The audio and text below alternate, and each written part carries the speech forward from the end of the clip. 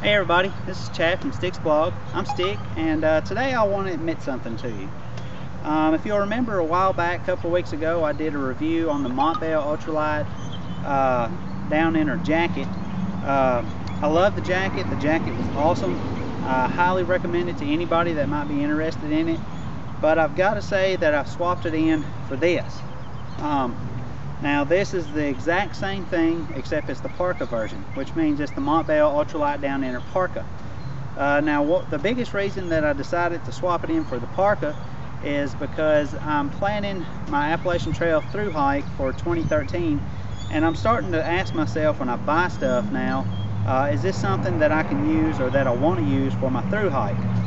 The jacket I think would have been fine for the through hike, but I thought that the Parka, since it has the hood on it, would just be a little bit better as far as keeping me warm and stuff. So I decided to go ahead and swap it out for the Parka. Now also I bought the jacket at backcountry.com, and they've got the 100% guarantee, so I was able to swap it pretty much no problem at all. But anyway, so I ended up getting the Mont-Bell ultralight down inner Parka, and this is the Parka here. Now I don't know if you'll recollect, but this is the same size as the jacket packed down to. It's the same size stuff sack, but just to let you know, it's 4.5 or 4.25 inches in diameter this way, and it's about 9.5 inches diameter in this way. And as well, the same thing as my jacket, it'll go down even farther if I need to pack it even smaller. As far as the jacket itself, the jacket is, or the Parka, uses the same 15 denier Balistic Airlight outer shell, and then it uses the same 800 downfill goose down. So it's the same thing. The only difference is this one has a hood and a couple other things, and I'll go ahead and show you. So just want to kind of tell you first off about fit. The fit on this jacket, or this Parka, I bought my jacket was an extra large. I bought the Parka in extra large. They both fit me the exact same. I have plenty of room to layer underneath the Parka, and I have it does great if I want to layer a rain jacket or a hard shell over the Parka. So anyway, just kind of want to go ahead and show you the Parka. I'll go ahead and put it on here. Like I say, this is the extra large, so you can see how it fits me. Reach my arms out, it fits me fine. Everything's good about it. So the big difference about the Parka versus the jacket is the hood. Now, as far as the hood is concerned, you can see the hood is plenty big. If I was wearing a hat or a boggin or anything up underneath here, it would easily accommodate that. And but also, if I'm not wearing anything under it, such as I'm doing now, and I don't want it hanging all over the place, there's an adapter in the back, and I'll show a picture of that, but I'll kind of quickly.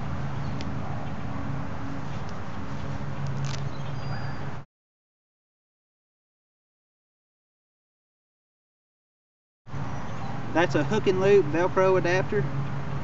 I can adjust that to where it pulls the hat back, so it's not quite hanging over the front of my face. And then as well, there's these little cord locks with an elastic band. There's an elastic band that runs all the way around the hood. Also, the elastic band gives the top of it up here just a little bit of stiffness, so that it's not just a piece of fabric flopping in your face. It's actually kind of like a brim. But it also allows me, I've got one on each side here, and there's nifty little pockets that I can stow them in. That way, if I'm not using them, it won't be getting in my way or rubbing up against my face.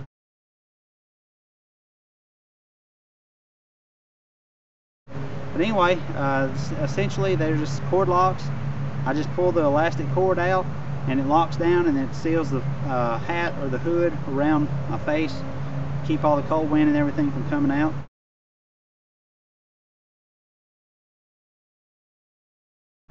I will say that using gloves with this might be a little bit difficult. I'm not sure. I'll just have to see how it does.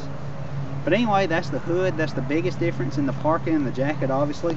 But there are a few other little differences. One of the differences is the Parka also has an adjustable hem around the bottom.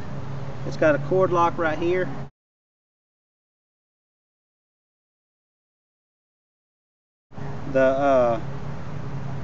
The shock cord runs all the way around the back, comes out the other side. There's one on this side as well.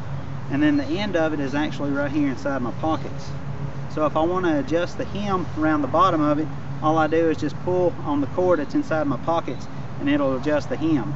But as you can see, there's not really a whole lot of extra room around the bottom of the jacket. So really, I don't think I'm going to be using that a whole lot.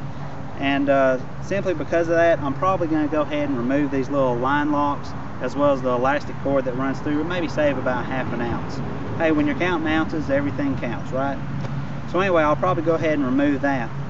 Now, talking about weight, the total weight of this parka, the parka inside the stuff sack is 9.7 ounces with the stuff sack. The stuff sack alone is 0.2 ounces, so that makes the parka only 9.5 ounces, which means it's roughly 2 ounces heavier than the jacket version and the extra large. But like I said, I bought this because I thought that the hood would give me considerably more warmth than the jacket, so I'm willing to carry those 2 extra ounces. And then, like I was saying too, the parka uses the same materials as the jacket. It feels smooth against the skin. It's nice and soft. I'm wearing it with a t-shirt right now. It's awesome. I love these jackets. I highly recommend any of the Mont-Bell jackets to anybody that might be interested in. I think they're both great, or they're all great jackets. Now, I will say that the parka is slightly higher than the jacket, but really not by much. The jacket cost me $155, whereas the parka cost me $175. And then if you even wanted to consider the Mont-Bell Alpine Light down hooded jacket, I believe, it uses a 30 denier outer material, nylon material, and it uses 4 ounces of down, and it's $185. So they're all right there in the same price. They're all pretty good.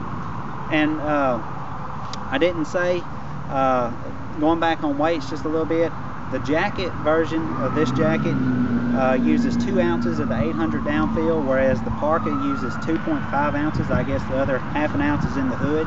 Not really sure. But anyway, that's the down parka, the ultralight down inner parka. One other thing I want to mention is, if you'll notice the color, these parkas are offered in brown, green, blue, and a color called rust. Now, if I had my complete choice, I probably would have picked rust, but since I bought it from backcountry and the jackets are kind of out of season now, I ended up getting the olive green color because it was the only one in my size other than the brown, and I wasn't really fond of the brown. My jacket was black and I loved it. I love the color. I understand that it's not a fashion show out there on the trail, but still, I mean, if you're gonna pay that much money, it would be nice to have something that you like because it looked good. But anyway, this one is green. It's not a bad color. It's not my favorite color. But anyway, for what it is, I'm not wearing it because of what it looks like. I'm wearing it because of what it's going to do for me. And what it's going to do for me is going to keep me warm. It's light. It's not going to take up much room in my pack. I'm super happy with it. So anyway, that's my review on the ultralight down inner parka. If you have any questions, just leave a comment below and I'll do my best to get to you. And until next time, thanks for watching.